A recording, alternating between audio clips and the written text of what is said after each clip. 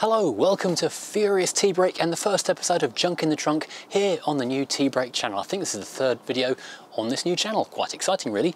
If you're new to the world of Furious and Furious Driving and Furious Tea Break, what is Junk in the Trunk, you may ask? Well, I will tell you. This is a bit like Take Heart back in the 1980s when people would send in pictures they'd drawn to Tony Hart and he would then critique and share them with the class. Much the same as that, but instead of things you've drawn, it's things you've maybe created, maybe you thought would be interesting for the rest of the Furious world to look at. So in the past we've had car brochures, bits of cars that would be useful, handy tools to use on the channel and all kinds of other things like that.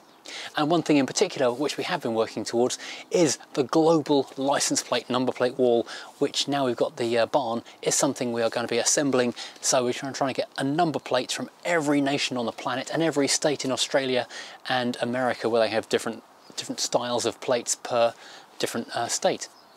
That makes sense? I think so. Probably not. So anyway, we're doing quite well. I put a few up on the wall in here. I had a few more in the garage waiting to go up. Then we've got the barn and now I need to transfer everything over. So the next episode we see over in the barn, hopefully we'll have a good few plates. If you've got anything from around the planet number plate wise, then do please send it into the PO box address, which is, what is it? Furious Driving, PO Box 477, Aylesford, ME6, that's Mike Echo 6, 9 Lima Echo, if you would like to share with the class. And so yeah, anything of interest, and we can then share it here, talk about it, show to the camera, and maybe bung it on Twitter as well later on, which I'm pretty bad at doing, but do eventually get around to. Now, why are we doing this from the inside of Hippo the Freelander? Well, not just because it's the latest addition to the fleet, also because on this occasion, Hippo has become part of Junk in the Trunk. Part of Hippo's trunk is now junk from the trunk in its trunk. Yes, we now have what was missing originally, a load space cover. Now, this is, I admit, not the nicest thing in the world in terms of condition, but thank you, Donny, it was free. When Donny found it in his shed, it would not roll out at all, hence the fact he was quite happy to part with it. So after he squirted some WD-40 and I squirted some penetrating oil in there, it has now unwound, but unfortunately, it is reluctant to wind back in. But as far as covering my luggage goes, it does a sterling job. It does need a pretty good clean-up though, so that is a good thing to add to the car, which means, like for example yesterday, I was able to take this thing out and I went to work in it and then went on to go and get a massive haul of bits for this car from a car being broken, which you'll see in a couple of future episodes as I attach those various bits to this thing. It means I could leave my stuff and go into the motorway services and not have to worry quite so much about things being stolen. So thank you, Donny, that's a massively helpful addition to this vehicle. Now that is pre-installed to make it easier to demonstrate. Now something else which arrived, not in the post, but came from my friend Matt, who is an electrician and a friend of the channel, and he has got his own YouTube channel about photography, which I'll put a link into the description below. And he happened to have some stuff left over from a couple of jobs which he thought might be quite handy, especially for the new barn. First of all, because a big dark area by the door, a big LED strip light left over from a job he was working on. That would be incredibly useful. In addition to that, oops, we have two LED floodlights. Again, super useful because then I can mount them up and plug them in and have really good bright light over in the barn so you can see what I'm doing and I don't have to worry quite so much about it being so dark and shadowy over in that big tall area of the barn where the lights are way up above high and you can't see me. So thank you, Matt, that is absolutely fantastic. But that's not all. Being an electrician, he has a load of gubbins left over from other things, lots of connectors, which is something I always need. I'm always running out of connectors and buying the little tiny packets from Halfords, which cost a fortune and don't go anywhere. Some speaker wire, which is also incredibly handy. Some better tools. Goodness knows why Matt had these left over, but thank you, Matt. That's incredibly handy because the ones I've got are fairly cheap and basic, and that will improve my ability to make stuff not fall apart when it comes to wiring. And as well as, this is the most handy thing in the world, so thanks, Matt. I'm always buying bottles of brake and clutch cleaner. You can never have enough brake and clutch cleaner. It's the kind of thing, you should keep in every glove box because you never know when it's going to come in handy even. And finally, we have an old Sony head unit, complete with Bluetooth. And I had been thinking about some entertainment for the barn, and I was thinking if I was to rig up an old head unit with some speaker wire there and some old car speakers using a 12-volt inverter, I could have myself quite a handy audio install in the car, because it's got 4 speakers off the back of this, so I can make the audio go everywhere. Just need to find somewhere to put it near a plug, and I've got myself in-car entertainment in the barn. In-barn entertainment, if you like. So that is awesome. There's also a blanking plate for a radio just there, which could come in handy in another car.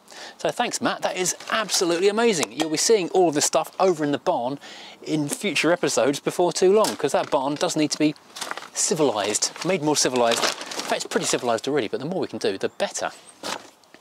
Right, well, that was an impressive beginning to this episode of Junk in the Trunk. We've got some amazing junk. In fact, we were even tempted, because these are basically spotlights, to put these on trailing cables so I can mount them wherever they need to be and have them follow me around the room. Those would be very useful.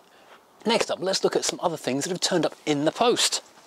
Now this one, I was very mystified when it arrived because it's got a big padded envelope. I thought, what on earth can this be? Who is it from?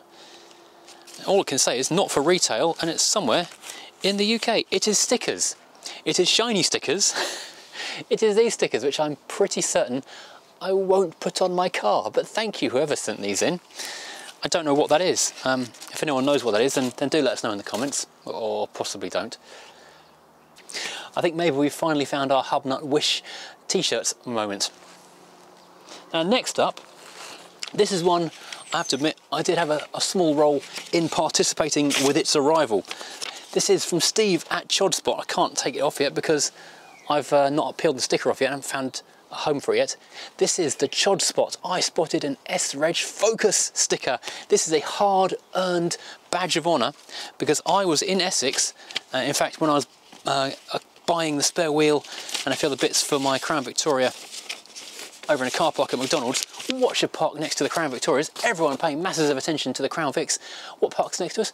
But a slightly used looking S-Reg Focus with about 5 people in it. Suddenly everyone else is taking photos of a Crown Vic in the guise of a New York cab and a Las Vegas Metropolitan Police car, and there's me surreptitiously taking photos of a tired S-plate Focus, which I almost left a note on saying please can I buy, but I thought it's probably a tidy one out there. But thank you very much indeed, Steve. I'm going to find, now I've put this on the channel at last, find somewhere safe for that to go. Maybe my camera bag, that's always a good place for it, or my computer. Be good on the computer. Now I have a couple of other things which I need to open. This one is airmail. It has come all the way from Australia. This is the most handy little pocket knife you've ever seen. So these are key blanks for a Ford Crown Victoria. So thank you, David. Now I knew these were on the way over because he emailed me a little while ago to say that he'd noticed that the key I was using on the Crown Vic had got a cracked plastic, well, handle I guess you call it, and it didn't look very good. And I've only got one key for that car. It only arrived all the way across the Atlantic with one key, and if that one key had gone missing in the several thousand miles between here and home, it would have been an issue. And in fact, I did lose it the other day, and it was a bit of a heart-stopping moment trying to find it. So I can now get these two things cut at a local, well, you go to an independent place because Timpson's won't cut keys that you've brought along yourself, and have 2 spare keys, so I'm not going to be completely in the dark if they go missing. These are actually made, you can see these, made in the USA by a company called Cole. So yeah, really handy. Now these are easy to cut because being a fleet car, they're not like chipped keys, they're just basic keys. The Crown Vics that were going on to police use didn't have coded ignition keys, so the fleet managers could hand you a new key and cut a new one if you lost one. It wasn't expensive and made life easier for the fleet people. So that is so handy. And I'm just gobsmacked that keys for my American car here in the UK have come via the Australia. That's just incredible, really, isn't it? And next up we have something which, according to the postmark, has come from significantly closer to home. In fact, it's just up the road here in Kent. And this says, "Hi Matt, enclosed is a can of lube spray that was left in my Rover 45 after a service by a main dealer relatively local to me back in 2002-ish. Be a nice period correct accessory for the VI or the Tomcat." So let's have a look and say thank you, Chris. What we've got in here, this is, astonishingly, Beadles, which is the local MG Rover dealer back in the day. They're still going actually. Branded main dealer pit stop oil. I've never seen this before. It's got their name, 370 Princes Road, Dartford, Kent on the back of it. Amazing. I've never seen this. I didn't realise that the main dealers had their own branded stuff. That's amazing. It's still about 3/4 full, I'd say, by the weight of it. Made by a company called Scott's. CFC free, because back in the early noughties and the 90s, CFC was of course still a thing to be aware of as being bad. It is still a bad thing, but everyone's aware of it now. Haha, this part of this product may have been used on your vehicle. If so, please accept the remainder for your home use, which I guess means the technicians left it in the car quite a lot. Or they made it easier than answering the phone to explain why there was a can of stuff in the car. And it's got PTFE in it, lubricates, waterproofs and protects. So, it can be used on locks, hinges, window channels, sunshine roofs, bushes, etc. Waterproofs, electrics in the car, and household, garage, sliding doors, window channels, locks, linkages, hinges, drawers, most lubrication applications. That's basically like WD-40 on steroids. Oh, thank you, Chris. That's a brilliant, brilliant, brilliant thing.